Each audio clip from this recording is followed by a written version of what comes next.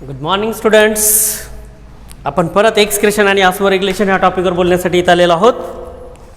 पहिल्या तासाला आपण एक्सक्रेशन आणि ऑस्मोरेग्युलेशनमध्ये बघितलं, शेवटच्या तासाला काय बघितलं की कॉम्पोजिशन ऑफ युरिन बघितलं. आज आपण आजच्या तासाला बघणार आहोत. आज तारीख आहे 5. तर आजच्या तासाला बघणार आहोत आपण डिसऑर्डर्स. डिसऑर्डर का मतलब होता है डिसीजेस. डिसीजेस का मतलब होता है डिसऑर्डर्स इन एक्सक्रेटरी सिस्टीम किंवा किडनी किंवा किंवा त्या ह्याच्यामधल्या एक्सक्रेटरी सिस्टीममध्ये काय डिसऑर्डर आहेत किंवा किडनीमधले काय डिसऑर्डर आहेत. तर त्याच्या अगोदर बघितलं होता, शेवटचा मुद्दा आपण बघितला होता. शेवटच्या मुद्द्यामध्ये बघितलं होतं आपण की other organs in the excretion. Other organs in the excretion किंवा accessory respiratory organ, excretory organ किंवा सप्लिमेंटरी एक्सक्रेटरी ऑर्गन. त्याच्यामध्ये आपण बघितलं होतं पहिलं स्किन. स्किनमध्ये मी सांगितलं होतं की काही प्राण्यामध्ये स्किन परमेबल असते अमोनियाला, म्हणजे जे वॉटर ॲक्वेटिक ॲनिमल असतात त्याच्यामध्ये ammonia diffuses out through the skin. But in human skin is thick and impermeable. आणि त्याच्यामध्ये सांगितलं होतं skin consist of the 2 types of the gland, sweat gland and sebaceous gland. The sweat ग्लँडमध्ये सांगितलं होतं coiled आहे, ब्रांचड अनकॉइल्ड ग्लँड आहे आणि ते स्वेट सिक्रेट करतात. आणि स्वेटमध्ये असतं sodium chloride, lactic acid, urea. त्याचबरोबर त्याच्यानंतर दुसरं ग्लँड सांगितले होतं sebaceous gland. Sebaceous gland secrete the sebum. Sebum is the oily substance. हा ऑइली पदार्थ होता आणि ऑइली पदार्थामध्ये ते it present at the neck of the hair follicle आणि it give lustre to the skin. आणि ऑल्सो त्याच्यामध्ये सांगितलं होतं इट प्रिव्हेंट द इन्फेक्शन. आता त्याच्यानंतर पुन्हा सांगितलं होतं की lungs is also respiratory accessory respiratory organ. आणि लंग्समध्ये सांगितलं होतं carbon dioxide and water vapour it excreted from the body, excess water. आता डिसऑर्डर अँड डिसीजेसमध्ये आपण बघत आहोत. आता डिसऑर्डर का मतलब होता है डिसीज. डिसीज का मतलब होता है रोग. आता रोग साधारणपणे आपण बघितलं की हा नेफ्रॉन काढला होता. हा नेफ्रॉनमध्ये हा बाउमन कॅप्सूल, हा बाउमन कॅप्सूलमध्ये हा ग्लोमेरस, हा ग्लोमेरसमध्ये हे इफेरंट आर्ट्रियल, हा अफेरंट आर्ट्रियल आणि हा PCT. परत एकदा मी रफ फिगर काढत आहे. PCT, त्याच्यानंतर loop of Henle, loop of Henle नंतर हे आहे DCT आणि ह्या DCTच्या नंतर कलेक्टिंग डक्ट, कलेक्टिंग डक्टच्या नंतर हे कलेक्टिंग ट्यूब्यूल आणि कलेक्टिंग ट्यूब्यूलच्या नंतर हे कलेक्टिंग डक्ट काढलेले आहे. आता जनरली फिल्ट्रेशन होत असताना काय होतं, फिल्ट्रेशन होत असताना प्रोटीनचे लार्ज मॉलिक्यूल आणि ब्लड सेल याच्यामधून इथं फिल्टर होत नाहीत. जर प्रोटीन आणि काही ब्लडच्या सेल जर इथं ह्या फिल्ट्रेटमध्ये आलं तर समजायचं की it is a fault in the nephron, that is a fault in the kidney, that is a kidney is a abnormal. जर अशी कंडिशन असेल तर आपण काय म्हणतो ॲबनॉर्मल किडनी किंवा there is a problem in the kidney for the filtration of urine. म्हणजेच काय, presence of the albumin in the filtrate it indicate that person suffer from the nephritis और there is a damage of the epithelium of the Bowman capsule. ह्या epithelium जे आहे Bowman कॅप्सूलचं हे damage झालेलं आहे असं आपण गृहीत धरू आणि ते काय होईल, it found in the urine, that albumin and blood cell also found in the urine. आता ह्याच्यामध्ये पहिलं डिसऑर्डर बघत असताना आपण बघू किडनी स्टोन्स. आता किडनी स्टोन्स म्हणजे काय, आपण त्याला म्हणतो मुतखडा वगैरे झाला, किडनी स्टोन्स. आता किडनी स्टोन्स जे आहे it is also called as, ह्यालाच दुसरं नाव आहे रिनल कॅलिक्युलाय. रिनल कॅलिक्युलाय हा सुद्धा त्याला नाव आहे दुसरं. आणि हा किडनीच्या कुठल्याही नेफ्रॉनच्या पहिल्या टिब्यूलपासून ते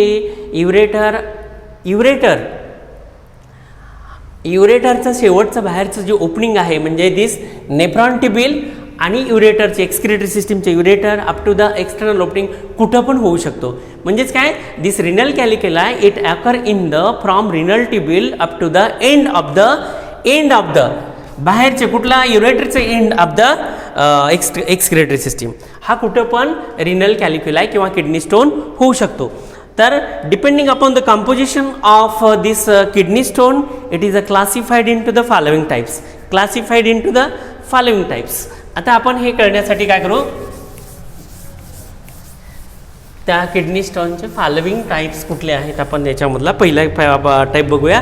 याच्यामधली पहिली टाईप आहे कॅल्शियम स्टोन. कॅल्शियम स्टोन एकदम सोपं आहे. हा टॉपिकचा शेवटचा पार्ट आहे आणि याच्यानंतर हा टॉपिक इथं संपतोय. त्याच्यानंतर आपण दुसरा टॉपिक सुरू करू, कुठला एखादा जो आपल्याला बेसिक आहे ते सुरू करू. आता कॅल्शियम स्टोन जर तुम्ही नाव काळजीपूर्वक बघितल्याचं तर हा कशापासून बनलेला आहे, तर हा बनलेला आहे कॅल्शियम ऑक्झॅलेट किंवा कॅल्शियम फॉस्फेट. याच्यामध्ये महत्त्वाचं काय, कॅल्शियम ऑक्झॅलेट किंवा कॅल्शियम फॉस्फेट यापासून हा बनलेला आहे आणि it is often in the renal tubule किंवा it is often in the excretory system. कुठं पण हा सापडू शकतो. तर हा कॅल्शियम स्टोन आहे. त्याच्यानंतर स्टरवाइट स्टोन, दुसरा स्टोन कुठला आहे, स्टरवाइट स्टोन. आता हा स्टरवाइट स्टोन जो आहे, that struvite stone it is due to the infection of the bacteria. बॅक्टेरियाच्या इन्फेक्शनमुळं हा स्टरवाइट स्टोन होतो. बॅक्टेरियाचं जर इन्फेक्शन झालं तर त्याच्यामुळं हा स्टोन होतो. युरिया स्प्लिटिंग बॅक्टेरिया, कुठला बॅक्टेरिया, युरिया स्प्लिटिंग बॅक्टेरियामुळे होतं आणि this grows quickly and become a quite large.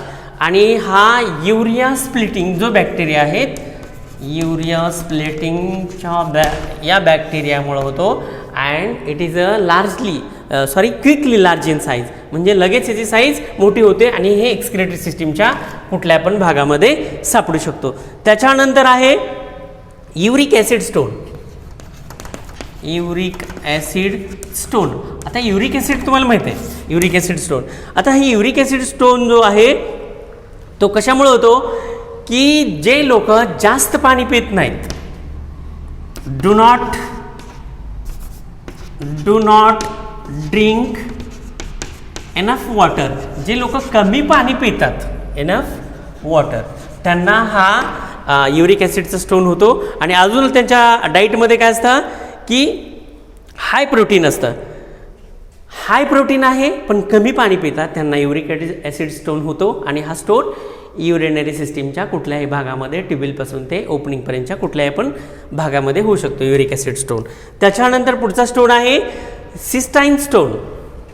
चौथा आहे सिस्टाईन स्टोन. आता हा सिस्टाईन स्टोन जो आहे, cystine stone it is a genetic disorder and that cause kidney to excrete too much certain amino acid. हा जेनेटिक डिसऑर्डर आहे आणि जास्त amount of the certain amino acid excrete केल्यामुळं हा सिस्टिक स्टोन होतो. आणि हे पहिले दोन calcium stone, struvite stone, uric acid stone आणि सिस्टिक स्टोन फक्त काय आहे, जेनेटिक डिसऑर्डर आहे. कशामुळं होतं, क्रेटिन अमिनो ॲसिडचं जास्त एक्सक्रिशन केल्यामुळं हा सिस्टिक स्टोन होतो. म्हणजे त्या पहिल्या तीनपेक्षा हा चौथा वेगळा आहे, जेनेटिकली डिसऑर्डर आहे. त्याच्यानंतर याचे सिम्पटम्स काय आहेत. आता सिम्पटम्समध्ये काय आहेत की लक्षणं काय आहेत, पोटामध्ये दुखतं म्हणजे there is a abdominal pain below the ribs and also back.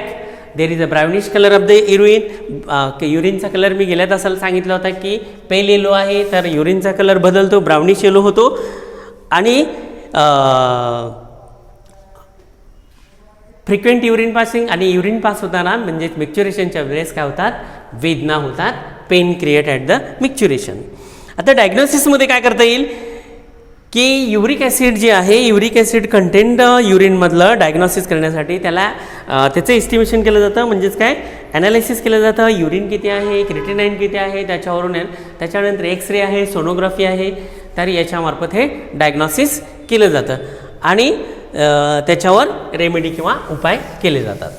आता त्याच्यानंतर पुढचा पॉईंट आहे दुसरी डिसऑर्डर, युरेमिया. आता युरेमियाचा अर्थ बघा तुम्ही काय आहे. युरेमिया, आता ब्लडमध्ये नॉर्मली 0.01 टू 0.03 टू 0.03% इतकं काय असतं, युरिया असतो नॉर्मली. इतका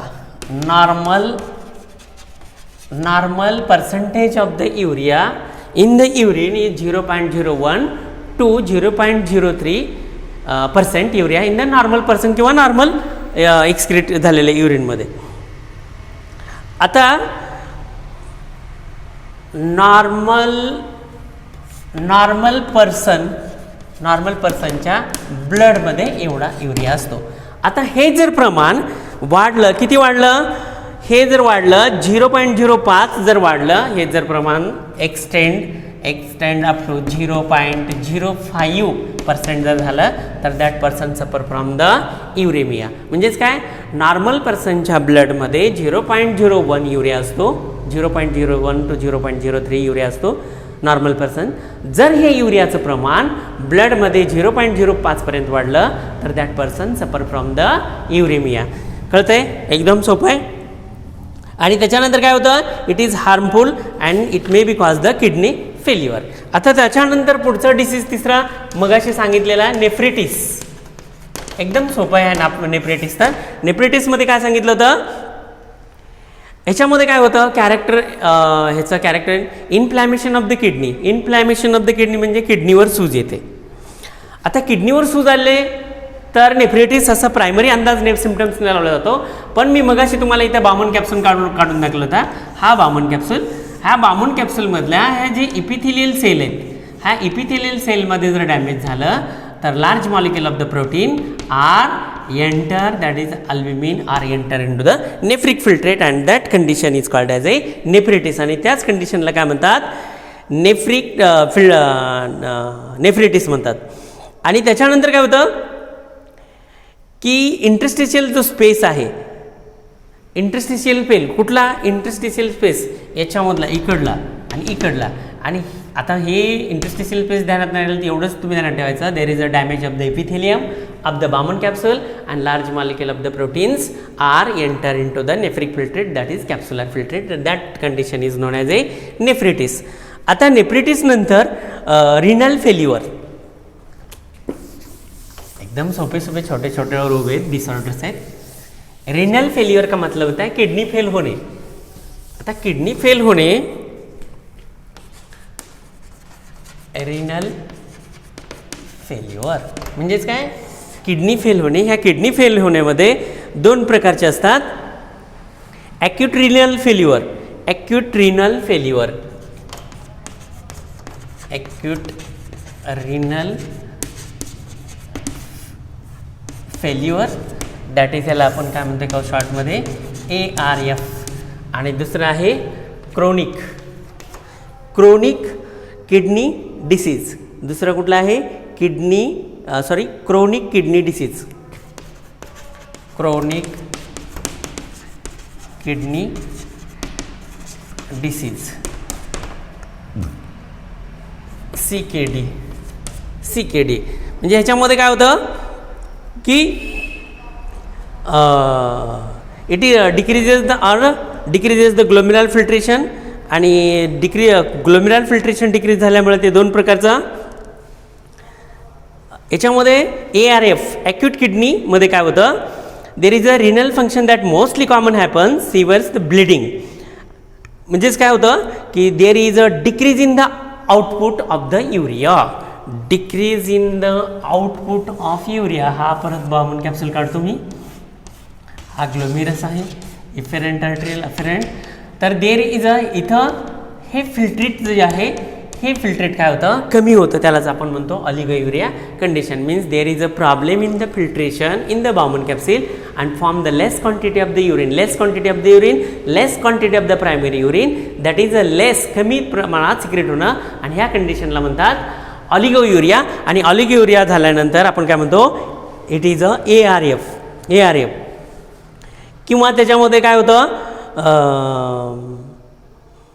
फिल्ट्रेट कमी झालेला. हे फिल्ट्रेट कमी झालेलं आपण कसं डिटेक्ट करू शकतो, तर आपण त्याचं सेरम क्रिएटिनाइन लेवल कशामधली,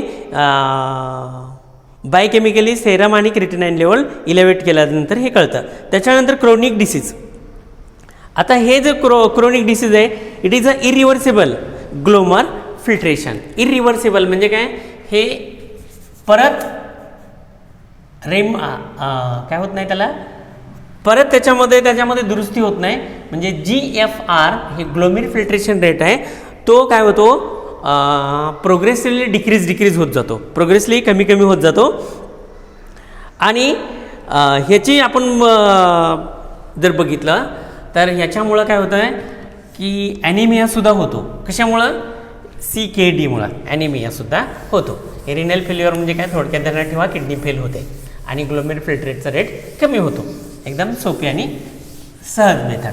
आता त्याच्यानंतर पुढचं हे आहे की डायलिसिस. आता डायलिसिसमध्ये 2 प्रकारचे डायलिसिस आहे. पहिले आहे हिमोडायलिसिस.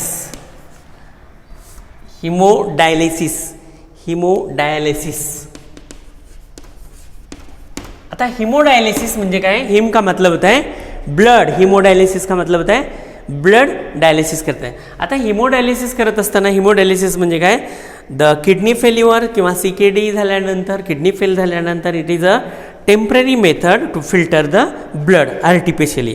म्हणजेच काय, dialysis machine is the artificial kidney. Dialysis machine हे आर्टिफिशियल किडनी आहे. आणि हे करण्यासाठी मी तुम्हाला थोडक्यात याचा ग्राफ असा एक फिगर काढून दाखवतो. हे करण्यासाठी काय केलं जातं की रिनल आर्टरी जी आहे, ही रिनल आर्टरी म्हणजे ही ब्रँचियल आर्टरीमधून काय केलं जातं, रिनल आर्टरीमधून ब्लड, आपण लाल पेनने काढूया, हे रिनल आर्टरीमधून ब्लड काय केलं जातं, बाहेर काढलं जातं. आणि ज्यावेळेस हे ब्लड बाहेर काढलं जातं त्यावेळेस त्याच्यामध्ये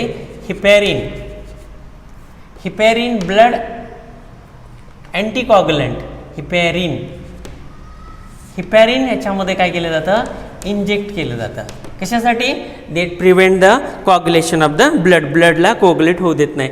त्याच्यानंतर हे आर्टरीमधून कशाने ब्लड काढलं जातं, पंपामार्फत हे ब्लड काढलं जातं. आणि पंपामार्फत ब्लड काढत असताना it also maintain the temperature पण त्याचं मेंटेन केलं जातं. त्याच्यानंतर पुढं जे डायलिसिस मशीन आहे ते डायलिसिस मशीन इथं काढतो मी थोडक्यात, एकदम सोपं आहे.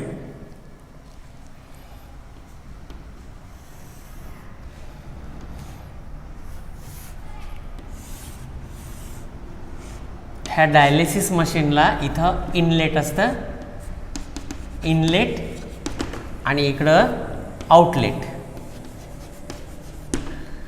आणि ह्या डायलिसिस मशीनमध्ये आता हा जो आपला ब्लड आलेला आहे, they blood enter into the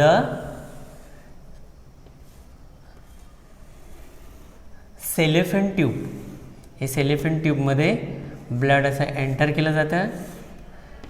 हे सेलोफेन ट्यूब अशा आहेत, जसं आपण याच्यामध्ये बघितलं तर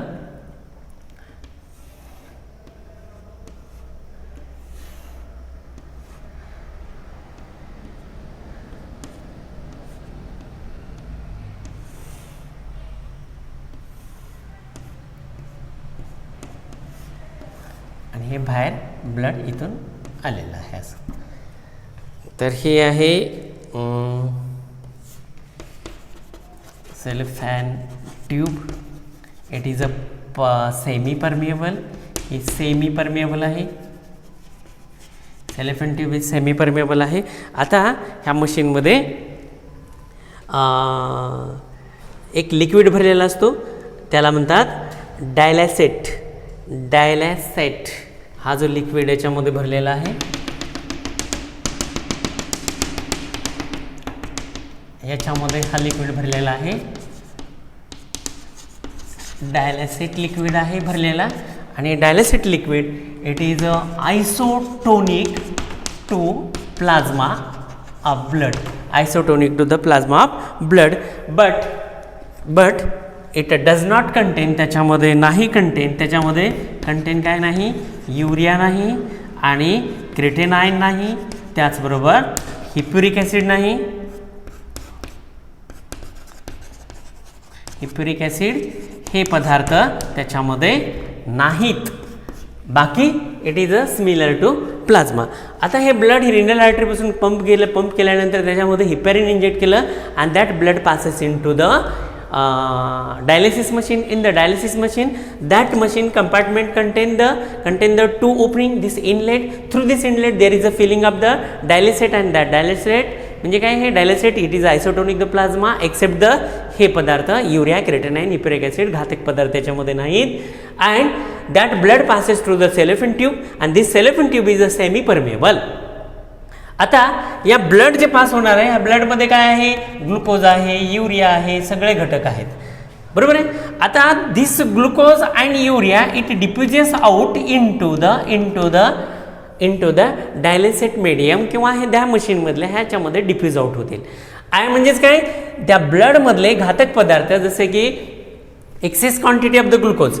आता normally 100 milligram glucose is present per 100 ml of the blood, but this range can be at range up to the 180 milligram glucose per 100 ml of blood. इतके असू शकते, पण excess quantity of the glucose that diffuses into the dialysate medium किंवा dialysate मीडियममध्ये हे सगळे पदार्थ urea, creatinine जे पदार्थ घातक पदार्थ ब्लडमधले आहे ते याच्यामध्ये ॲब्सॉर्ब केले जातात, का तर हे सेमी परमेबल आहे. And this filtered blood it passes through this tube and this tube further connected to the vein of the body किंवा vein of the patient. And this condition it is carried out in the hospital, and this is the lengthy process. It requires near about 4 to 5 hours, or it may be depend upon the critical condition of the patient, but it necessary to hospitalize the patient. Actually it is the temporary kidney. म्हणजेच काय, किडनीमध्ये जे function होणार आहे ते function ह्या cellophane ट्यूबनी काय केलेलं आहे, सेमी परमेबल असल्यामुळे याच्या ब्लडमधले घातक पदार्थ जसं की युरिया आहे, ग्लुकोज आहे, क्रेटिनाइन आहे, दिस सबस्टन्सेस आर डिफ्युजेस इनटू द कशामध्ये, डायलिसेटमध्ये डिफ्यूज होतील.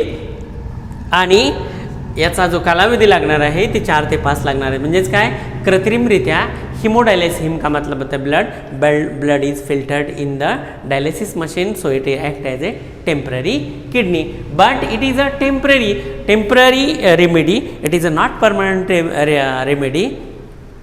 अँड ड्युरेशन 4 ते 5 तास लागतो. आणि कुणामध्ये करतात, it is depend upon the kidney condition और critical condition of the patient.